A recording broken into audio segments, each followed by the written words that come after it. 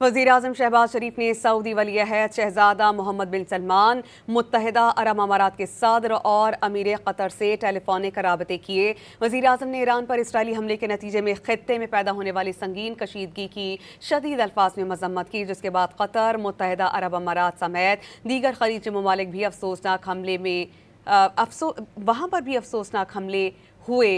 Telephonic गुफ्तगू के दौरान वज़ीर-ए-आज़म ने सूरत हाल को इलाक़ाई अमन और इस्तेहकाम के लिए निहायत तशवीशनाक करार दिया। वज़ीर-ए-आज़म शहबाज शरीफ ने सऊदी वली-ए-अहद शहजादा मोहम्मद बिन सलमान, मुत्तहिदा अरब अमारात के सदर और अमीर कतर से टेलीफोनिक राबते किए। वज़ीर-ए-आज़म ने ईरान पर इसराइली हमले के नतीजे में खित्ते में पैदा होने वाली संगीन कशीदगी की शदीद अल्फाज में मजम्मत की, जिसके बाद कतर, मुत्तहिदा अरब अमारात समेत दीगर खलीजी ममालिक भी अफसोसनाक हमले में वहाँ पर भी अफसोसनाक हमले हुए। टेलीफोनिक गुफ्तगू के दौरान वज़ीर-ए-आज़म ने सूरत हाल को इलाक़ाई अमन और इस्तेहकाम के लिए निहायत तशवीशनाक करार दिया।